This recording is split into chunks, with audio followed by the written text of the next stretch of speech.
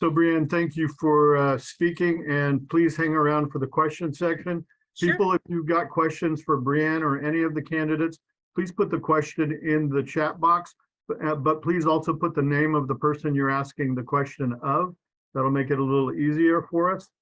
Now we're going to hear from 3 city council candidates. Thousand Friends has not yet endorsed in either district, but we might after tonight's event. In downtown District 1, Jay Howard and Nakenya Allen both answered questionnaires. Jay could not attend tonight. We offered him the chance to record a short video for airing tonight, but he chose not to do that. So Nakenya Allen will speak about from District 1. In District 4, south of Highway 4, incumbent Debbie McKillop is facing challenger Ben Terrio. And we'll ask each of the candidates the same questions, but we're going to rotate the order of speakers, and we're going to ignore the district lines as we do that. So we've got 5 or 6 questions. We'll start with the first question excuse me. We'll start with the first question on general plan and start with Debbie, followed by Ben, followed by Nakenya. Councilmember McKillop, Debbie McKillop. Oh, I'm sorry. We told each of the candidates that we would start with a 3-minute intro in which they could introduce themselves each. For that, we'll start with Nakenya, followed by Debbie, followed by Ben. So Nakenya, you're up. You have 3 minutes. All right. So is my video going to be off for this? I'm not able to turn. You have to start your own video. I don't control It's it. saying you can't start your video because the host has stopped it. And unfortunately, Nakenya, I had exactly the same situation. When I turned off my video for a minute, it wouldn't let me restart. So that's, I tried signing back in, I tried restarting Zoom, and for some reason, unless Dan could figure out something, you and I are in the same boat. Give me a second. I haven't had any, I don't have any idea why it won't let me. It's all right, Dan. I just thought it would be better if I was. Of course it would be. People want to see you, so I will. I don't know what technically is going on with Zoom that's not allowing me to have video for you, but I will. Okay, let's see if I can get it going. So give him a second here, and I'll tell you guys that we normally rely on Mark Thompson, our other co-chair, for our technical issues, and he wasn't available tonight. So Dan and I are trying to make things work with limited technical experience. There you go. I worked it out. Yay! And if you work it out for me too, Dan, I'd appreciate it. There we I go. will do my best. Okay, it's 7:28. Nakenya, you have 3 minutes. All right. So thank you for having me. My name is Nakenya. I'm a candidate for Martinez City Council, District 1. I'm a long-time resident of Martinez and currently raising my son here. By trade, I'm a veterinary technician. And for the last 2 years, I have been heavily and passionately involved with the community and town's leadership to push for policies, involvement in all citizens feeling safe, transparency, and investments that actually reflect most of our lives. I would like to see the city move forward and invest in the future of this town, not only by means of infrastructure, but also in the growing demographics of young families. I want to bring out the best the city has to offer. And as a single mom of a child with special needs, obviously education and affordable housing options are important to me. I bring in some unique qualities that will help me close the gaps between the citizens and this town's leadership, creating more equity, inclusive, and functional government while restoring public trust. Can you pause for a minute, Nakenya? Dan, are you able to mute everybody so that we can hear her better? Yeah, I just muted the person who was making noise. If I mute everybody, then I have to unmute her and it gets crazy, but we're good to go. Okay, do I need to start again or? No, we'll just extend your time a little bit. Okay, thank you. So I have dedicated a huge portion of my time using my voice for our communities to make Martinez a safe place for all citizens, whether they be young or elderly, new residents, or those who have been here for generations. It's time we create a cohesive town, starting with our leadership. We need new leadership, someone with fresh ideas in order to expand our town in the best ways possible. I have the ability to move this town in that direction. The citizens of Martinez are ready for more bold changes and a government that functions with the citizens in mind. My entire campaign is fundamentally grassroots and funded for and by the people of Martinez and our supporters, those who believe in my ability to lead us into the future with both grace and determination. I believe with some small adjustments, we can attract a variety of people from different backgrounds to come here and explore what this town has to offer and participate in helping our businesses thrive. Finally, I am interested in developing more for our kids to do in this town in the form of recreational centers and affordable summer programs and opportunities for our children. If elected, I will work for the citizens of Martinez and advocate for you. Thank you so much.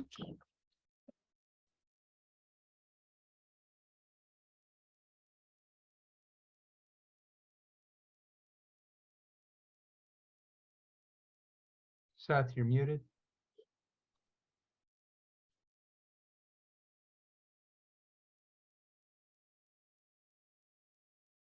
Could everybody hear me there? I'm sorry. Yeah, we got you.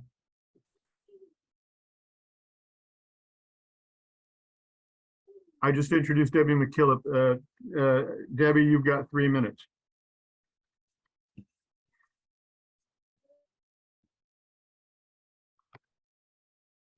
Can you hear me and see me? Yes, we can. Okay, first off, I just want to say thank you to 1,000 Friends for having this event tonight. And I want to say thank you to my colleague, Brianne Zorn, for her introduction and for sharing the accomplishments of our current council. I wanted to spend a couple minutes just talking a little bit about my background and my history. So again, my name is Debbie McKillop, and I'm the District 4 City Councilwoman. And I was born and raised in Martinez. I'm a 4th generation Martinez resident. I'm a single parent of twin daughters. And growing up in Martinez, I went to 3 elementary schools here, the Martinez Junior High and the high school. And my interest in serving others began at a young age. I was actually involved with city council in the junior high and elected as vice president of the Alhambra High School student body. So it started early. I believe in education and I believe in learning. And in 1986, I graduated from the University of California, Santa Barbara, with a degree in environmental studies and a degree in chemistry. And my education allowed me to launch my 36-year career in forensic science. And in 2014, I went back to school. I went to Golden Gate University and I earned a degree in public administration. And I felt that that would give me insight into governmental operations as a scientist. I felt it might be in my best interest to learn more about government, its operation, and a little bit more of that would do me well as I launched my campaign to serve as city council member in 2014. I've been fortunate to serve 2 terms, and I'm here tonight to ask for your continued support. And I wanted to share a little bit of my interest in some of the priorities that I have. First off, I just want to share that public safety for me is number 1. People want to feel safe in their homes and they want to feel safe in their neighborhood. And in my professional career as the forensic scientist and currently the chief of the Contra Costa County Crime Laboratory here, I oversee 25 law enforcement agencies and serve about 1.2 million people in Contra Costa County for all their forensic services. So I understand the needs of the public when it comes to safety. Residents in Martinez want to have a quick response when they call 911.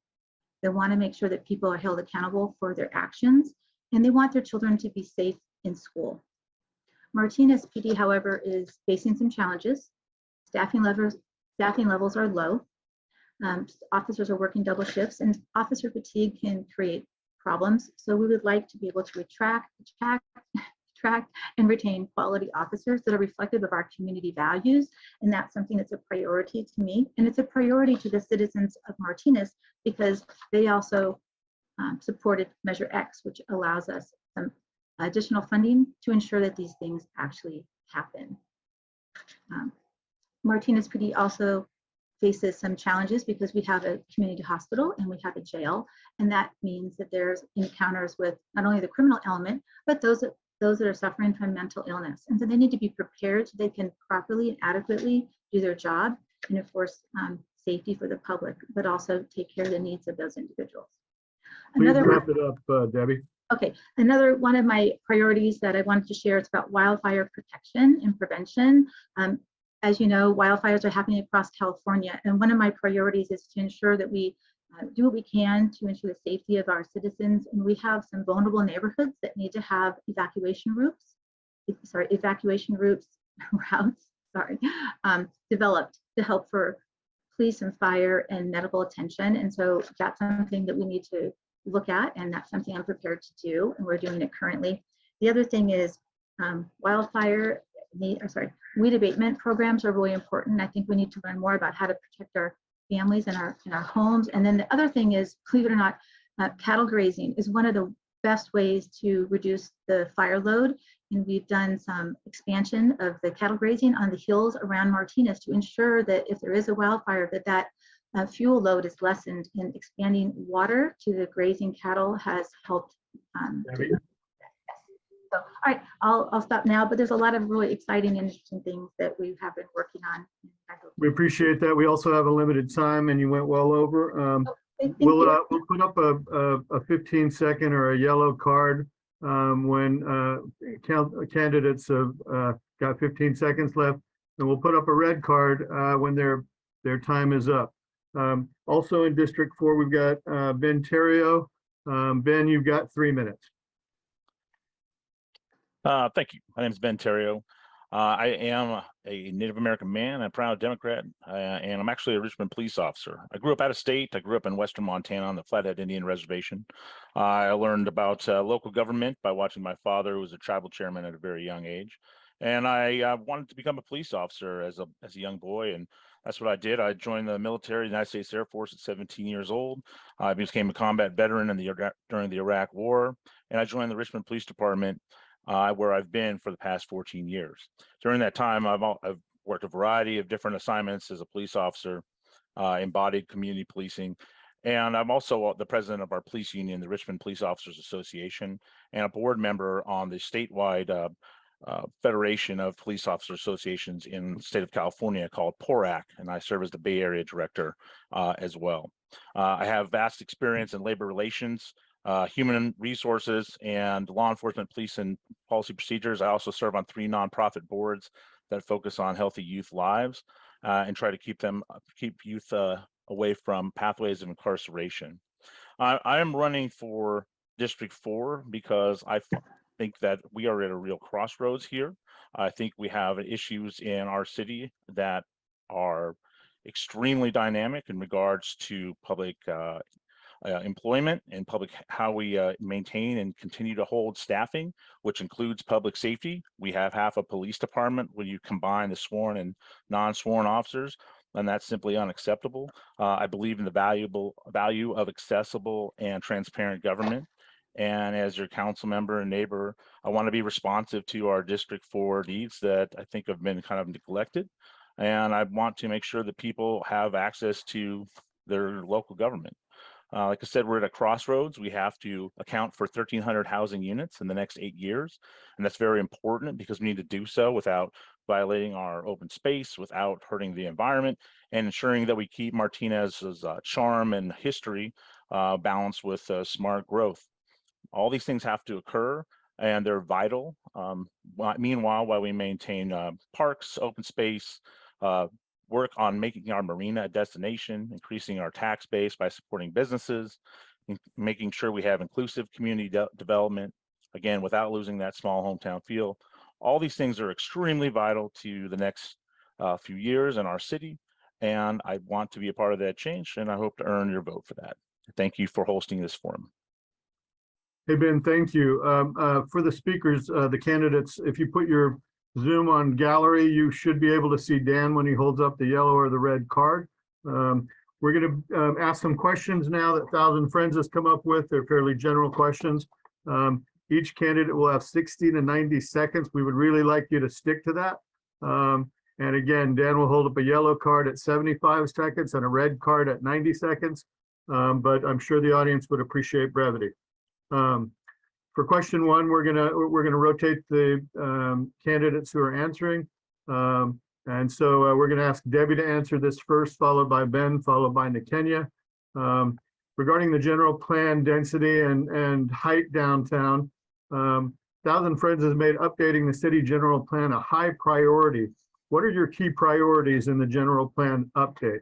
Councilmember McKillop, you go first. Thank you.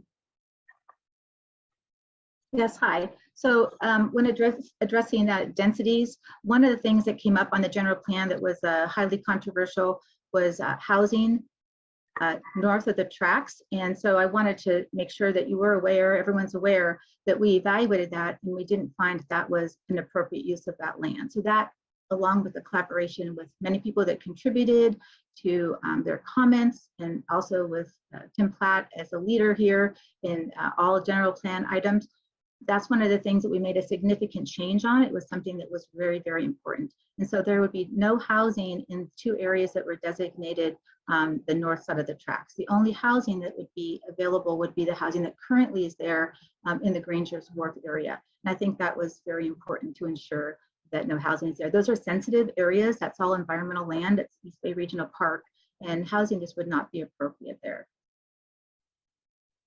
Thank you, Debbie. Ben, same question. What are your key priorities for the general plan update? My key priorities are to ensure that we focus on proper density, proper height that does not, again, erode into the charm of Martinez, does not lose the downtown feel, but also keeps up with the growth priorities that we need. I agree, and I'm happy to hear that the council is making those changes to the general plan. I don't believe anything north of the railroad tracks is appropriate, considering the increase in seawater rise and whatnot.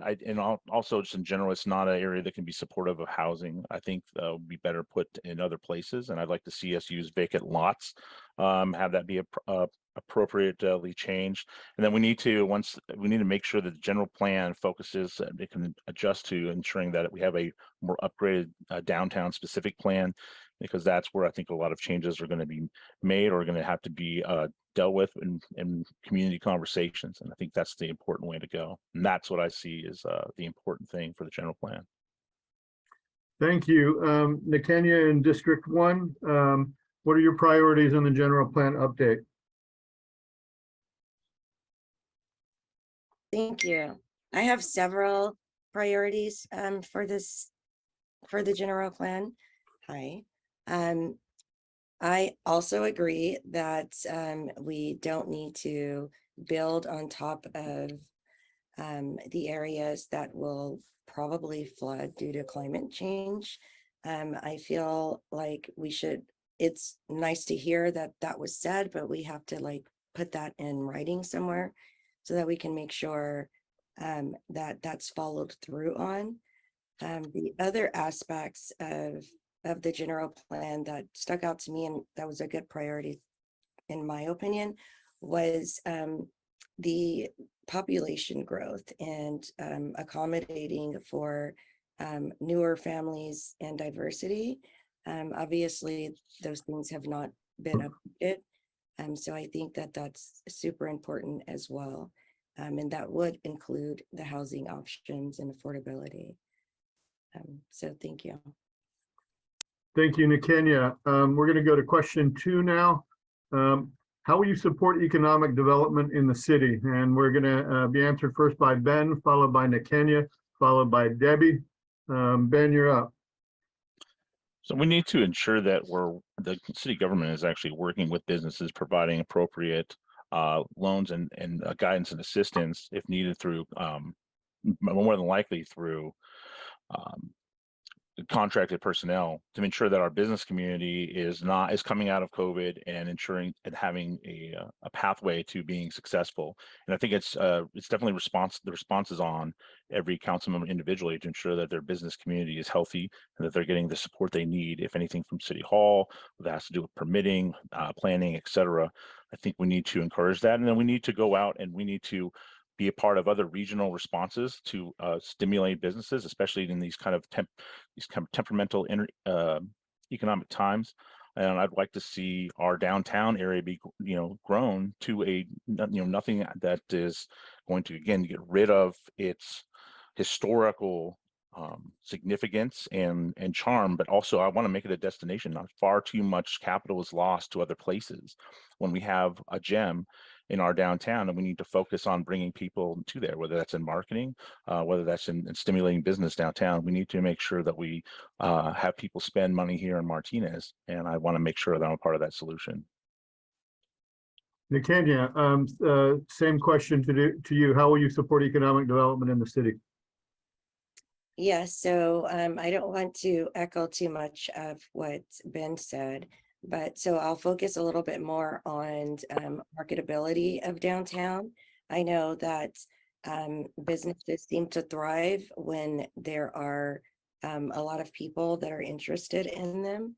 And when it comes to Martinez and its downtown area, it's like really important that we start to show people outside of here the beauty and the richness and the cultural scene down here, so that they can come and feel comfortable and invest in what we have to offer here.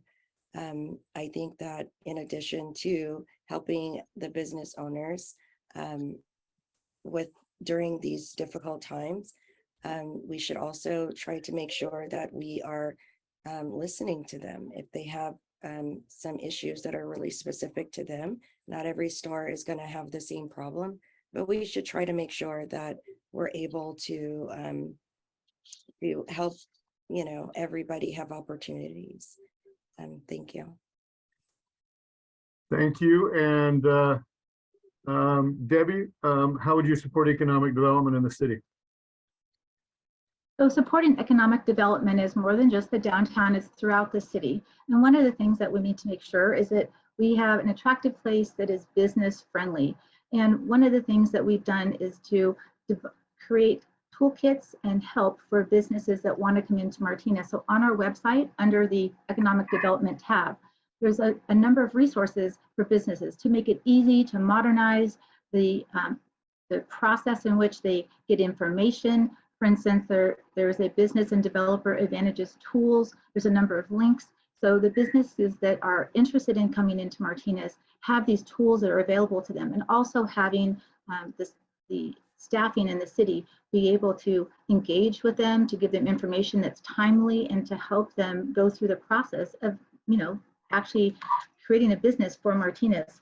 One of the things that's important, and I've asked the city to make sure that we do, is make sure we modernize. We have a lot of people that are very talented and they want to update our website, make things more self-service, so that these businesses have different ways in which they can quickly come into the information that they need. And so I think that's really important. And then also, there's a lot of businesses that are vacant. And I think reaching out to the property owners and reaching out to these individuals and try to find out what those barriers are, because we want people to move into businesses that are in Virginia Hills or Nob Hill or on Arnold or in the downtown as well. And that's the formartinez.org website that we have, features all of our businesses.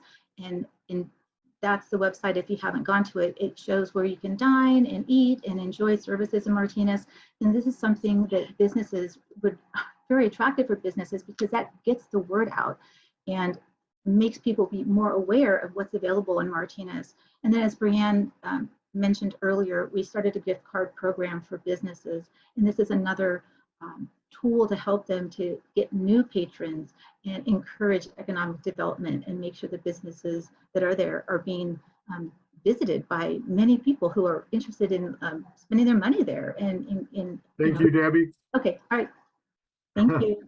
Moving on to question number 3, and we'll have Nikenya followed by Debbie, followed by Ben.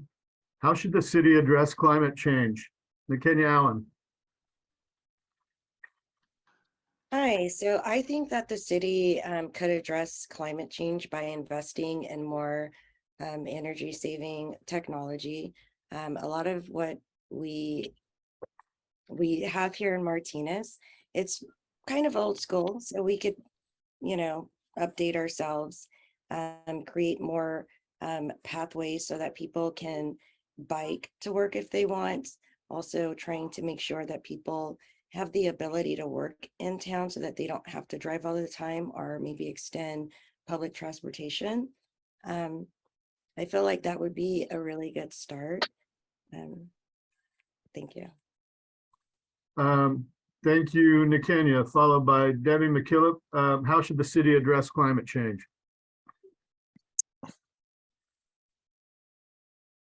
Well, one of the things that we did just last night is we adopted an all electric for new building and construction, because that's one of the issues that would really help with mitigating greenhouse gases, and it makes the buildings more safe. So any future construction will be all electric.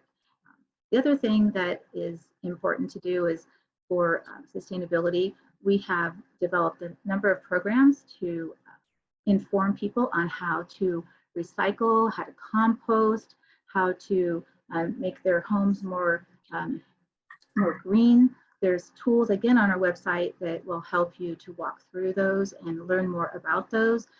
Other things that we've done is we were one of the first to ban the garbage bags. We're also we just did another proclamation, but another initiative where if you're taking things from a takeout store, like they don't just automatically provide you silverware, you have to ask for it. So that would then reduce all of the waste that you would get when you get all these plastic silverware. So things like that we're doing, all these little things add up. There's also, we are engaged with the, I think it's called the New Leaf. It's the Unified School District program where they teach children about sustainability, and they work with the city to do things within the school and within the city to teach other children on how to recycle and reuse and how to properly dispose of their waste. And so that's really important. So as kids learn these things at a young age, they will embrace them as they get older. And that will also help reduce all of our carbon footprint and waste that we generate. Thank you. Ben, how should the city address climate change? I think both candidates hit on pretty important things. I mean, the sustainability factor is extremely important.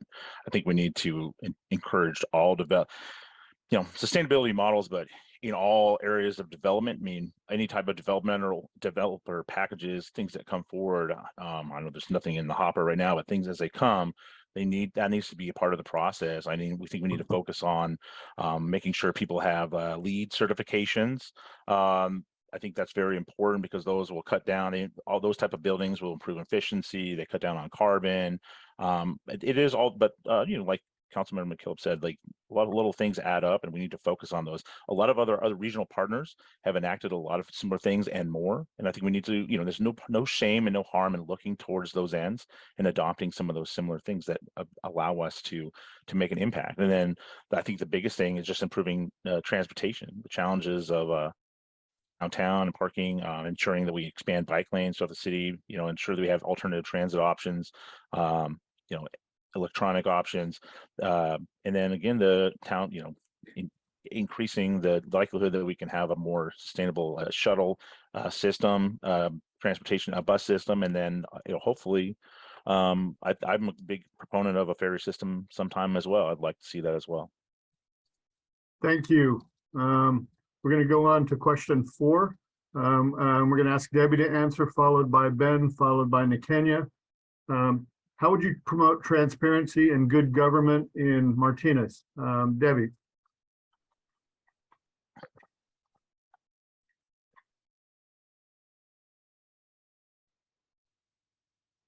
So transparency in government can take many forms. One of the things that I've done in trying to be more transparent and trying to engage with people. One of the things that I've done over the past 6 years is participate in the city council outreach booth at the farmers market. And that was an opportunity for me to go out and meet people one-on-one, not in a city council meeting where people sometimes are intimidated and feel uncomfortable, but right there on the street where people walk and dine and shop.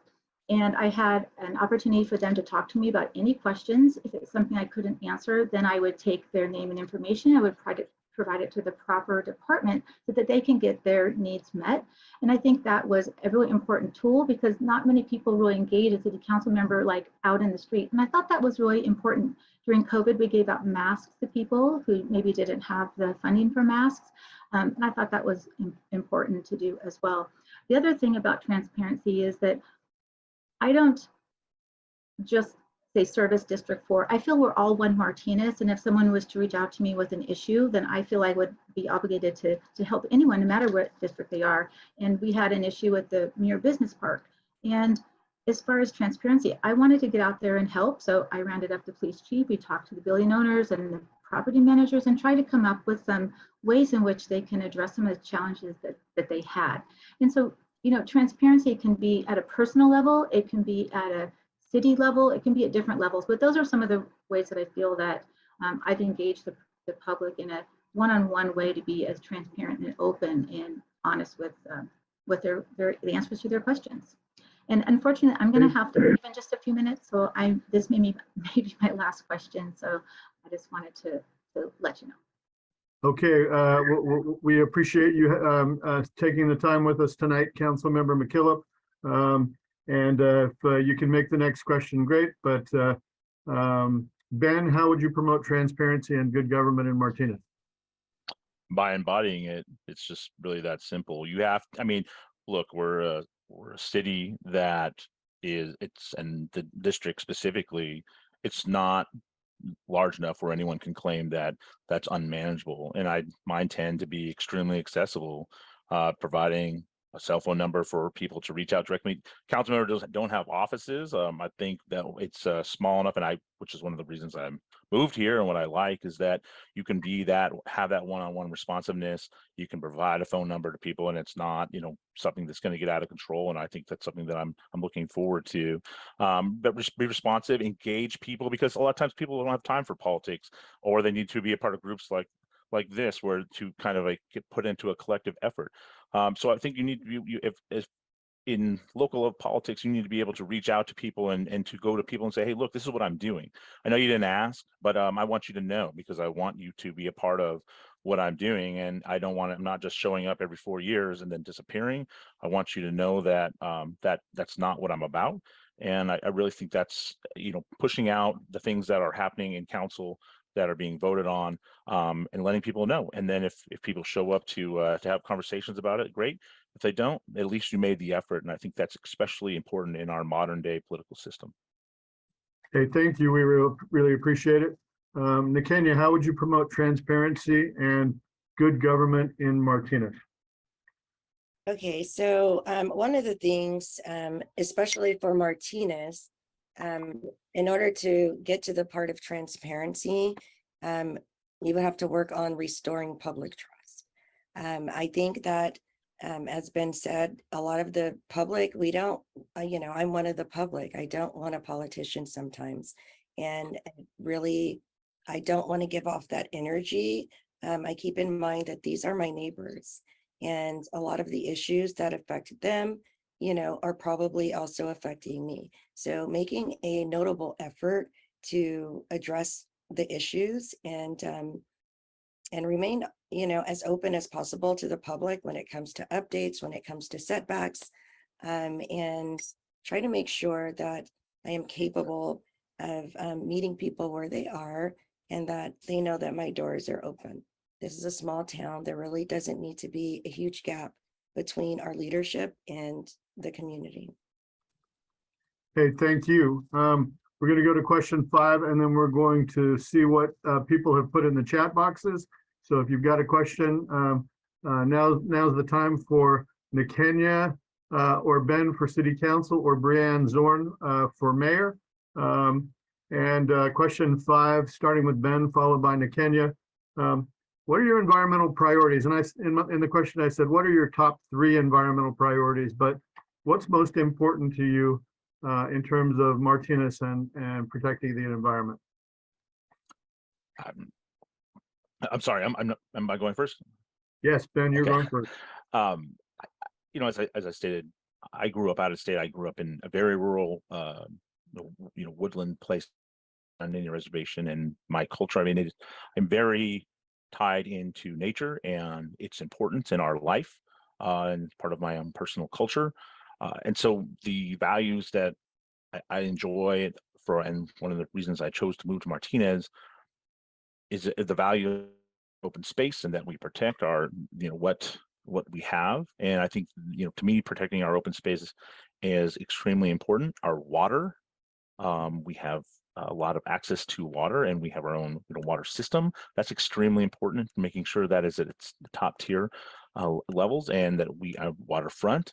I want to make sure all that is protected. While we balance out any type of growth, it's extremely important to me. That is my priority. My priority is making sure that growth does have to happen. There are things that will have to happen, or things that always change in life, but we can do so without giving up our values on that.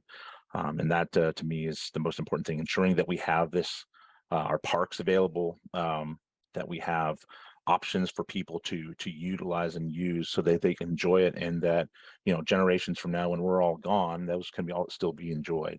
I think that's really important, and those are my environmental priorities. Thank you, Ben. Nakenya, what are your top 3 environmental priorities? So number 1 would be preservation, trying to make sure that we maintain what we have so that we can keep the charm of the city, and also be as efficient as possible.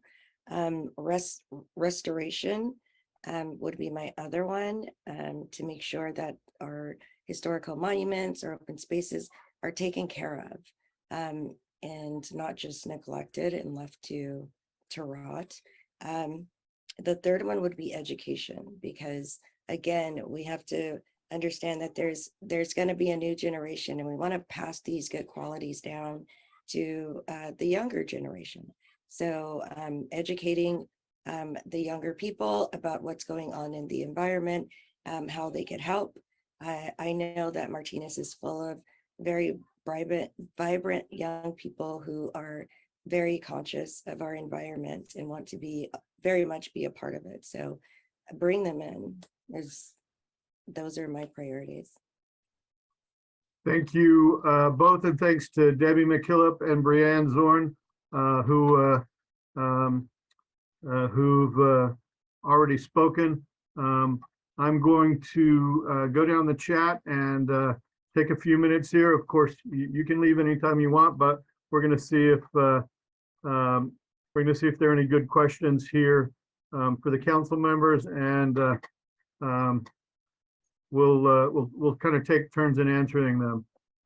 Bay asks